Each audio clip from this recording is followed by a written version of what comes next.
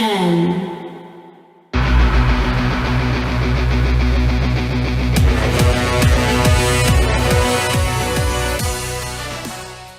Bonjour à tous, c'est Sully Perfecten, j'espère que vous allez bien.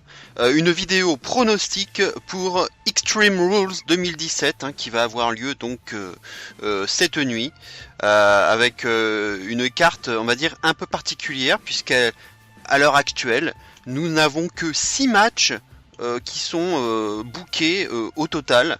Donc je voulais commencer déjà cette vidéo en prévenant qu'il risque d'y avoir des surprises, avec sûrement des choses qui vont se passer, des matchs imprévus, puisque rarement une carte aura été aussi légère, alors qu'on est dimanche, on est le jour J, et on n'a toujours pas de match supplémentaire annoncé. Donc au niveau du kick-off, on n'a rien, en fait, il n'y a pas de match annoncé. Donc on pourrait penser au combat mixte, mais pour l'instant il est a priori sur la carte principale. Et on va d'ailleurs en parler tout de suite. Il s'agit donc de Rich Swann en équipe avec Sasha Banks pour affronter Noam Dar et Alicia Fox. Alors justement, le pronostic pour moi dépendra de l'endroit où est placé le combat. À l'heure actuelle, le combat est prévu pour être donc sur la carte principale. Donc pour moi, pour moi en tout cas, si c'est confirmé, je donnerai la victoire aux Hill, donc Noam Dar et Alicia Fox. En revanche, si le combat devait être décalé, relégué en kick-off, je pencherai plus pour la victoire des Face, donc Rich Swann et Sasha Banks.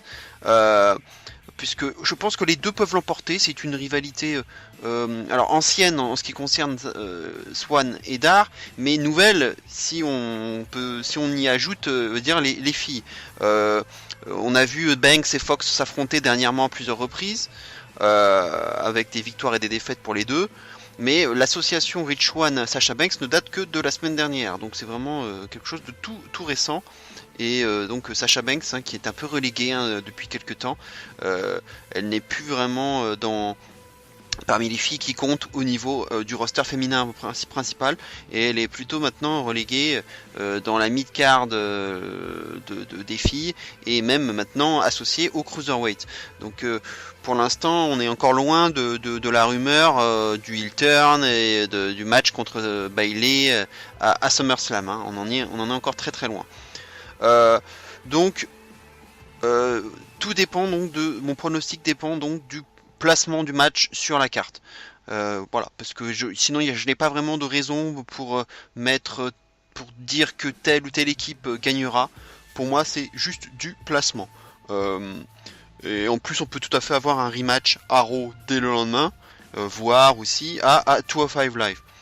Voilà, je n'ai pas grand chose d'autre à dire de plus.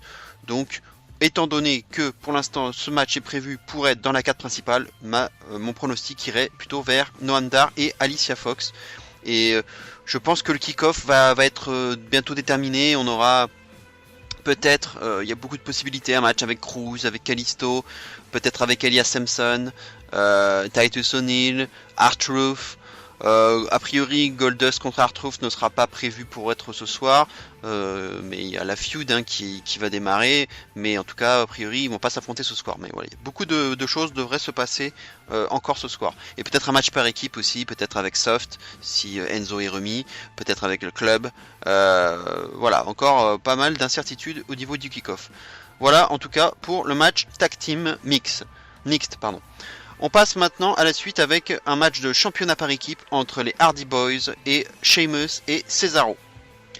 Alors là, je vais miser sur un changement de titre. Donc je vais donner la victoire à Sheamus et Cesaro, tout simplement parce que ça permettrait de prolonger la rivalité et de faire un rematch, donc probablement à Raw, car le prochain pay-per-view de Raw, Great Balls of Fire, n'aura pas lieu avant le 9 juillet, ce qui fait quand même assez loin pour un rematch. Et comme ça, en plus, les Hardy Boys perdent et se tourneraient donc du coup vers une nouvelle feud contre The Revival, parce que c'est quand même la feud qui paraît la plus logique à faire à Raw et qui me paraît indispensable à faire. et je pense qu'il faut absolument que les Hardy Boys et les Revival aient un programme toutes les deux, toutes ces deux équipes-là. Et seulement après, on pourra penser à mettre les Hardy Boys en solo, comme cela a été beaucoup évoqué ces derniers jours, avec peut-être un Matt Hardy en mode Broken. Mais pour le moment, il ne faudrait pas lancer la Broken attitude maintenant. Je pense que c'est beaucoup trop tôt vu du peu de temps que les Hardys ont passé depuis leur retour. Autre argument pour un changement de titre, le fait d'avoir redonné une chance à Sheamus et Cesaro pour les titres, alors qu'ils avaient déjà perdu contre les Hardy Boys à Payback, ce qui avait alors provoqué leur heel turn. Ça peut laisser penser donc que cette fois-ci sera la bonne. Sinon, à quoi bon faire ça ? Et puis voilà, sinon les Hardy Boys, si les Hardy Boys devaient conserver leur titre, ça en serait fini des chances de Sheamus et Cesaro. Du coup, je ne vois pas trop l'intérêt de faire ça. Et derrière, il y aurait, à part les Revival, il y aurait juste eux pour prendre la relève. Mais ça me paraît un peu tôt pour les mettre dans la course au titre. Surtout que Dash Wilder n'a pas l'air vraiment remis de sa blessure à la mâchoire. On l'a vu lors du dernier Raw, il ne peut même pas s'exprimer. Et puis ce sont encore des rookies dans le main roster, il ne faut pas l'oublier. Une rivalité de transition pour commencer face à Soft, par exemple, serait une meilleure décision. Ce qui semble prendre forme d'ailleurs au vu des deux agressions qu'Enzo Amore a reçues. Même si beaucoup de soupçons planent sur Big Cass en ce moment, dont on annonce un possible heel turn. Mais si cela arrivait, on aurait plus que les Hardys comme Team Face à Raw. Si je mets de côté Slater et Rhino qui ne sont bons qu'à lutter à main event. Du coup, je vois pas Soft splitter pour le moment. Et je pense qu'il faut d'abord une rivalité entre Revival et Soft. Ce qui me laisse donc à penser que les Hardys et Cesaro continueront de feuder encore un peu en parallèle pendant quelques semaines. Peut-être jusqu'à Great Balls of Fire ou un Fatal 4-Way ou un Triple Threat match pour les titres ne serait pas non plus à exclure. Entre Sheamus et Cesaro, les Hardys, et soit Revival, soit Soft. Ou voire les deux. Donc, pour moi, mon vote irait plutôt vers Sheamus et Cesaro. Match suivant. Donc, je n'ai pas précisé, bien entendu, c'est un match en cage entre les Hardy Boys et Cesaro. Donc, on peut s'attendre à des manœuvres de haute voltige, notamment pour Jeff, avec un Whisper in the Wind ou un Senton Bomb de la cage. Je pense qu'il peut y avoir des spots sympas à voir dans ce match. Donc match suivant, Neville défendra son titre Cruiserweight contre Austin Aries dans un submission match. Alors Neville, on l'a vu, s'en est sorti 2 fois en trichant à WrestleMania et à Payback pour conserver son titre. Alors arrivera-t-il encore à s'en sortir dans ce submission match ? J'aurais tendance à dire oui, car si Austin Aries gagnait, il n'y aurait pas de heel assez crédible pour prendre la relève. Et on sait d'ores et déjà que ce sera le dernier match entre les deux. Et donc la fin de la rivalité. Donc forcément, une conservation du titre par Neville me semble plus logique. Parce que si Aries gagnait, il faudrait encore un rematch derrière. Donc on n'en finirait pas. Donc je pense que la rivalité va se terminer lors de ce match. Donc conservation du titre par Neville. Et puis avec un Neville champion, on peut avoir notamment comme prochain rival un Akira Tozawa. Ce qui pourrait avoir du sens quand on voit que Tozawa vient juste de finir sa rivalité avec Kendrick en ayant gagné en plus leur dernière confrontation dans un street fight. Tozawa serait donc un adversaire crédible pour Neville. Donc même si le règne de Neville a assez duré, je crois qu'il vaut mieux encore conserver le titre pour Neville.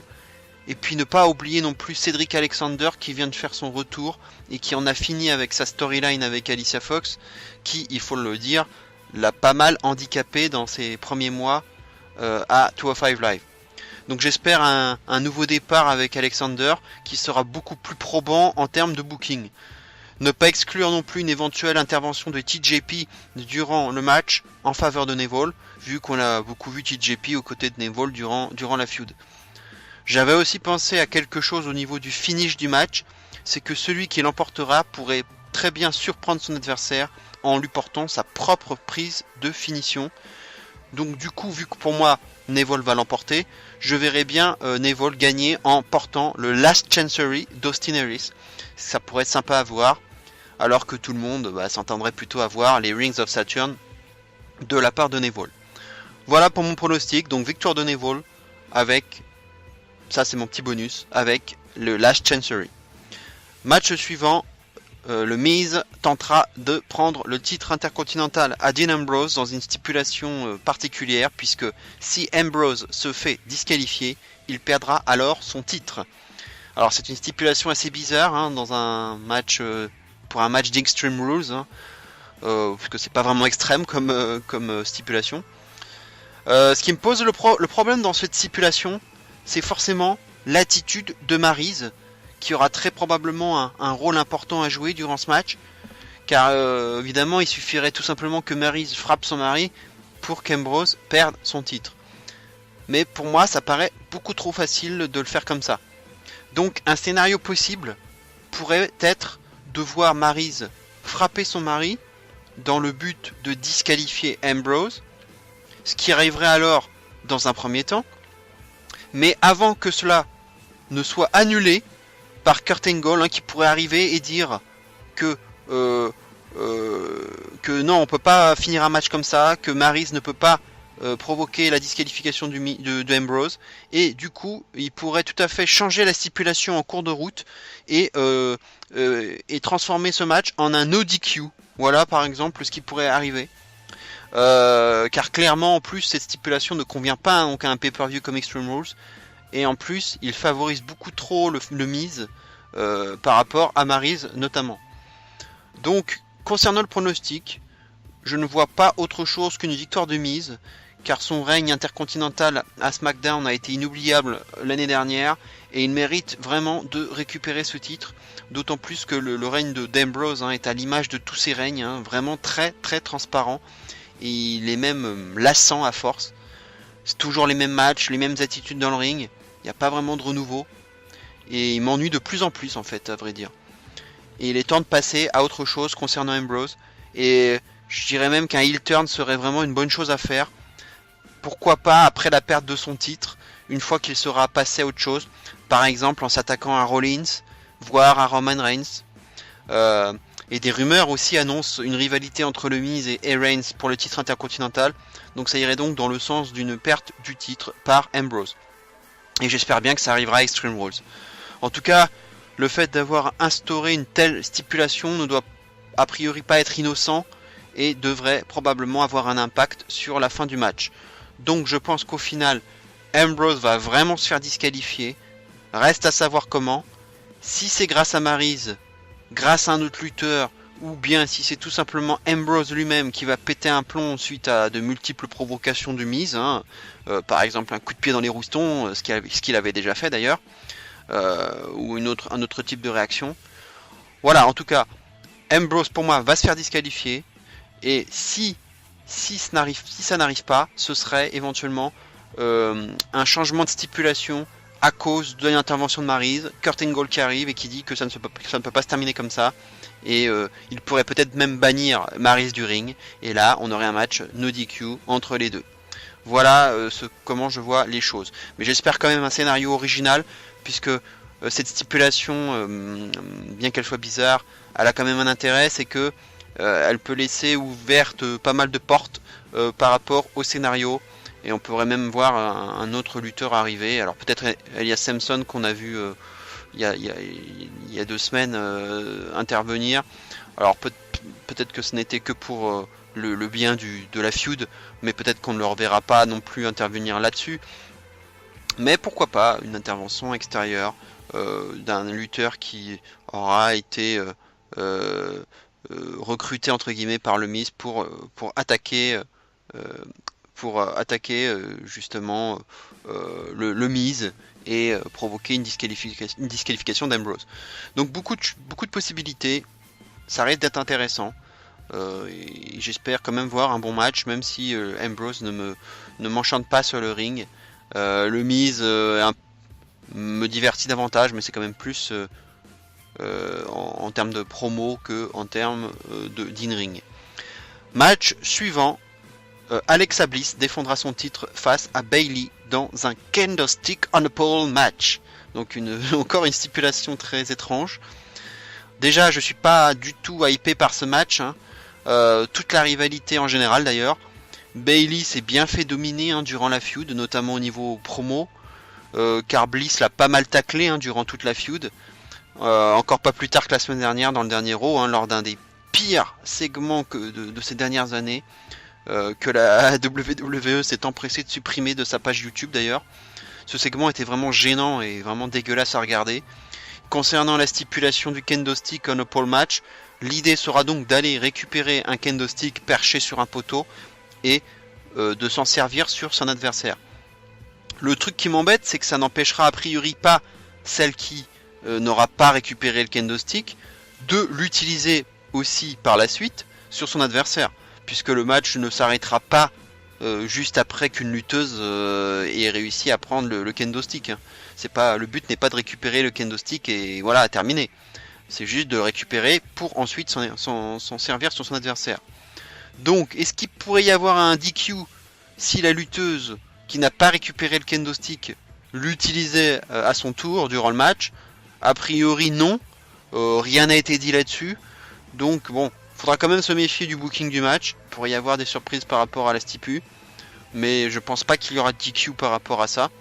En tout cas, la rivalité aura beaucoup tourné autour du fait que Bayley était trop gentille pour oser frapper quelqu'un avec un kendo stick. Et qu'elle était beaucoup trop faible pour faire ça. Du coup, personnellement, moi je vois bien Bayley réussir à saisir en premier le kendo stick et à s'en servir. Peut-être avec difficulté, mais en tout cas le saisir en premier. Mais au final, je pense que Alexa Bliss va conserver son titre. Il faut éviter le yo-yo permanent des ceintures. Et Bliss est plus convaincante que Bayley depuis que les deux sont à Raw. Et une intervention surprise de Nia Jax ne serait pas non plus à exclure.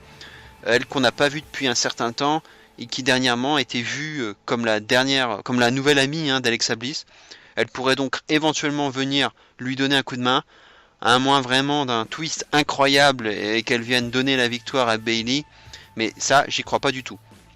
Et puis pour succéder à Bayley, on peut remettre en avant des filles comme Mickie James, Dana Brooke, voire Emma, tout en attendant que Sasha Banks se refasse la cerise aux côtés de Rich Swann et revienne dans la course au titre.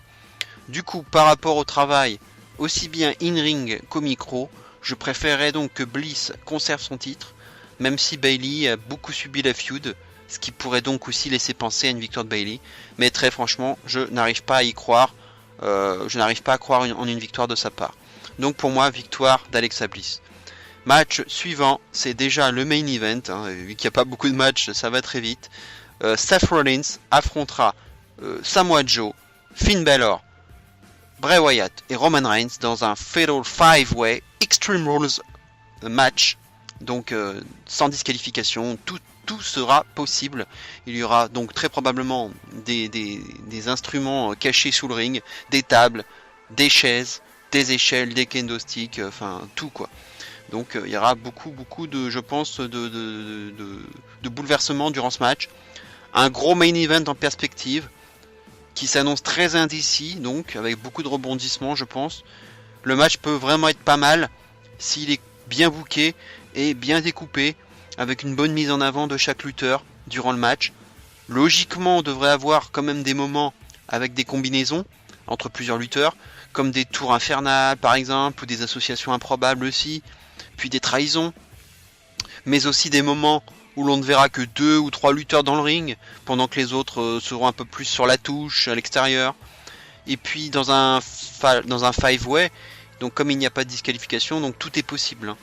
Donc dommage, ce qui est dommage cependant, c'est qu'à Raw, la table des commentateurs ne se trouve plus aux abords du ring, donc ce qui nous privera probablement d'un spot sur une table, à moins que certains lutteurs ne traversent toute la rampe afin d'en écraser un ou deux sur la table des commentateurs qui est située à l'entrée de la rampe. Concernant le pronostic, je ne vois pas, en tout cas, Roman Reigns l'emporter, puisqu'on parle énormément déjà d'un match entre Lesnar et lui à WrestleMania 34, mais aussi d'une rumeur de rivalité avec le Miz autour du titre intercontinental, je vous l'avais déjà dit tout à l'heure. Concernant Finn Balor et Bray Wyatt, les deux étaient censés démarrer leur rivalité. sauf qu'elle n'a pas véritablement démarré. Alors pourquoi nous teaser un truc entre les deux s'il n'y a rien au bout? Donc je crois qu'il va falloir enfin que ça ait lieu, et donc que les deux s'affrontent lors du pay-per-view suivant, à savoir Great Balls of Fire. Et puis le segment qu'on a vu entre Paul Heyman et Balor il y a 2 semaines, hein, qui nous teasait un éventuel match entre Lesnar et Balor, pour moi c'est plutôt un leurre, plus qu'autre chose. Ça me paraît trop facile, trop évident que ce soit ça. Donc je crois qu'il ne faudra pas s'attendre à voir Balor gagner, ce qui n'est pas plus mal d'ailleurs au vu de sa récente blessure à l'épaule et vu le côté peu safe, hein, de Lesnar. Ça serait un peu risqué, je pense, de donner la victoire à Balor. Restent donc 2 hypothèses, Samoa Joe et Seth Rollins. Pour moi, ça va se jouer entre les deux. Les deux, on le sait, sont en fin de rivalité, hein. Il est donc, je pense, temps de passer à autre chose pour ces deux-là. Autant Balor et Wyatt n'ont pas démarré véritablement leur rivalité, autant Joe et Rollins sont plutôt sur la fin. Donc ça laisse donc une ouverture entre les deux, hein, pour un match face à Lesnar. Les deux pour moi donc sont les vainqueurs les plus probables. Autant on a déjà vu Rollins avec Lesnar, autant pour Joe on aurait quelque chose d'inédit. Donc voir un heel face à un twinner heel, on va dire, comme Lesnar, ça aurait le mérite de changer un peu. Du coup, mon pronostic s'orienterait plutôt du côté de Samoa Joe. Ça serait vraiment cool, hein, de voir un Lesnar contre Joe à Great Balls of Fire, même si beaucoup disent que Lesnar est censé défendre son titre à SummerSlam face à Braun Strowman. Ce qui voudrait donc dire que le vainqueur de ce Fatal 5-Way ne serait qu'un adversaire de transition, hein, pour Lesnar, en attendant le retour de Strowman. Et Strowman d'ailleurs est annoncé proche du retour, hein, contrairement à ce qu'on nous annonçait. On parlait d'une longue absence, mais en fait il est annoncé bientôt sur le retour, ce qui pourrait donc même éventuellement laisser la porte ouverte à une intervention de sa part directement dans le 5-Way.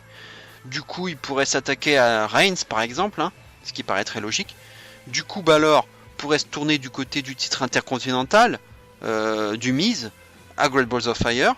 Tandis que Seth Rollins pourrait par exemple feuder avec Ambrose, dans l'hypothèse où Ambrose tournerait heel entre temps. Donc on pourrait même déjà avoir une carte de Great Balls of Fire qui se dessinerait déjà au vu du résultat du 5-Way. Donc pour moi, Samoa Joe est favori de peu devant Rollins.